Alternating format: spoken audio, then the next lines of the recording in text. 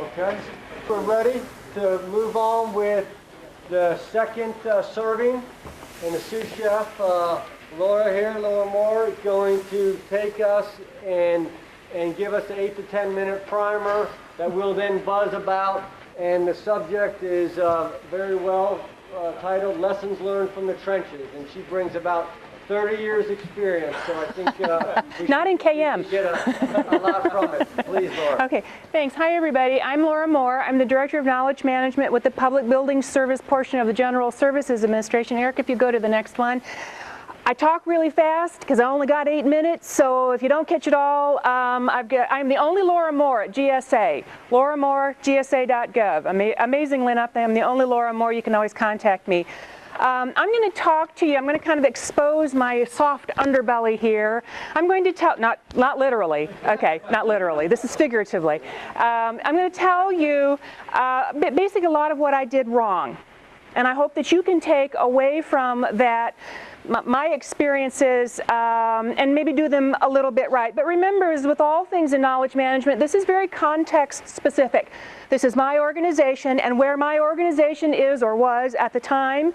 And so it may or may not work for you.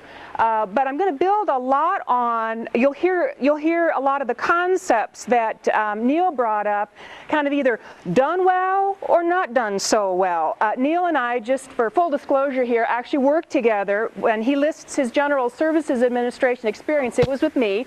Neil and I kind of forged our way together. I really appreciate his time with me, helped me out a lot. So our presentations kind of go in tandem with each other. A little bit about GSA. Well, what you probably know as GSA is from the Federal Acquisition Service side. If you're familiar with schedules, that's GSA, yes. But also, actually, the bigger part of GSA is the Public Building Service, which is the federal government's landlord. That's the service that I'm associated with. A little bit of statistics here. We manage more than 342 million square feet of federal space for federal employees, and we're in 2,100 American communities. About 25% of our inventory, not surprisingly, is here in the DC area. Actually, maybe you are surprised to know that much of our inventory actually is leased space. It's not all federally built and federally owned. We repair and renovate facilities. We have over 100 child care centers in our facilities, and a plug for my own folks there, because child care, the Center of Expertise for Child Care, is within my office. We have an accreditation rate for our child care centers, which is about 3 times what it is in the average American, out in the average American society. So we're doing a good job. And we donate or sell a lot of federal real estate. If you are familiar with some of the base realignment and closure activity that's going on in the military, we also have a hand in that, although it's not 100% our mission. So we do a lot of things based around federal real estate. Yeah, that's fine. So, fine. What in the world makes an organization decide they need KM? And I'm just going to give you, like I said, this is my story. Take from it what you can. It might not fit your situation. But how we came to be was about 4 years ago. KM, how we came to be was about 4 years ago.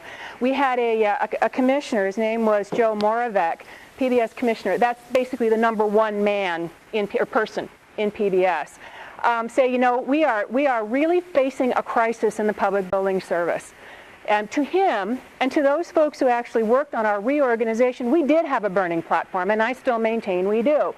The burning platform was, among other things, we had agencies so upset with our service, so dissatisfied with how we put them in space, how we maintain that space, and how we dispose that space, that they were willing to not only acquire public building service-like people within their own organizations, but they were willing to go on the Hill to petition the committees to say, GSA is doing it so bad, I want delegated authority. I just want to do it myself. I'm so tired of dealing with PBS.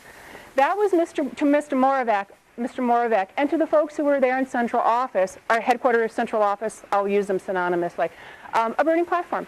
We must do something differently. We are totally dissatisfied, not totally dissatisfying, but we have some very major customers like the Department of Justice who are dissatisfied with our service.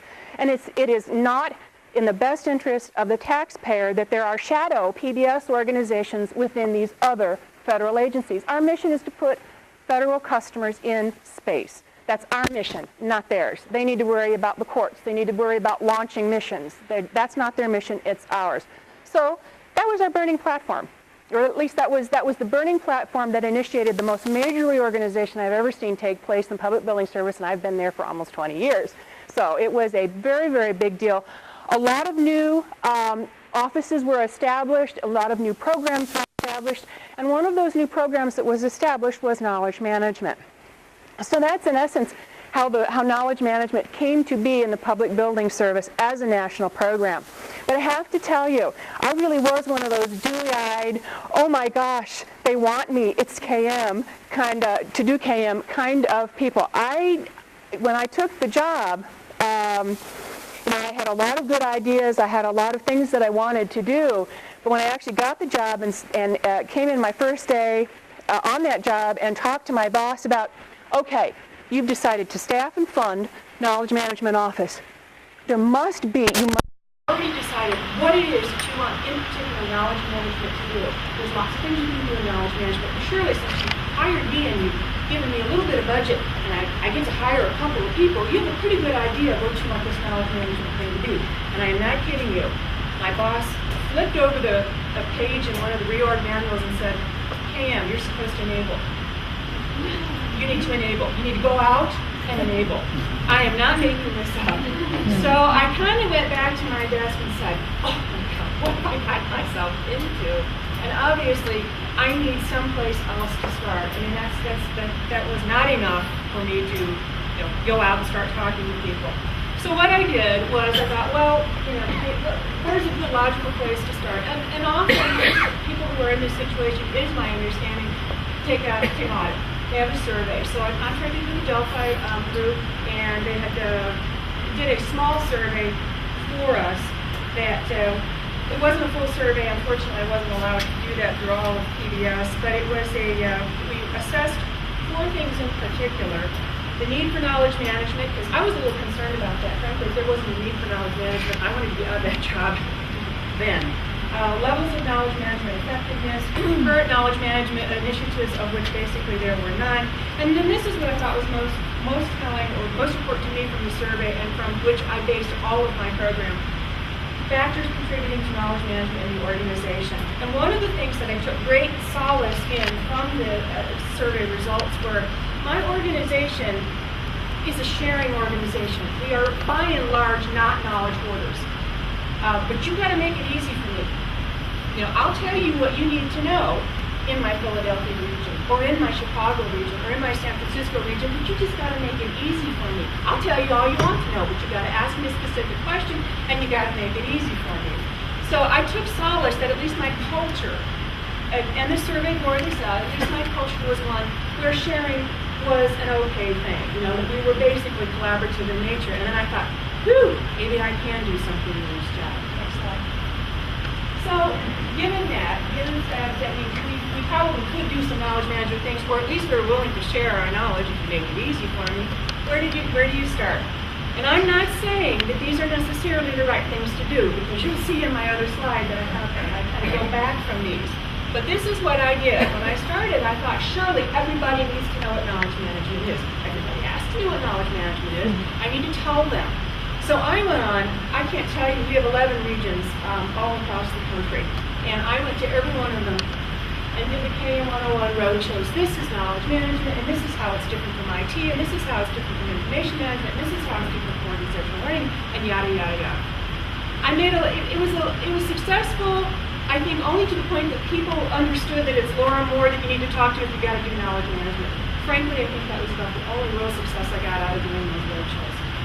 The next thing that I did, or kind of in tandem with it, was at the same time, we were still in recovery from Hurricane Katrina in some of our regions that were directly affected by it. And for us, it was our Atlanta region with Gulf Coast, Mississippi, and it was our Dallas-Fort Worth region with New Orleans. Those were the regions that had those properties. I saw an opportunity to knowledge enable some standard operating procedures with best practices, with lessons learned, using retrospect and after-action review techniques. Real simple stuff, but it was a very powerful, easy thing to do.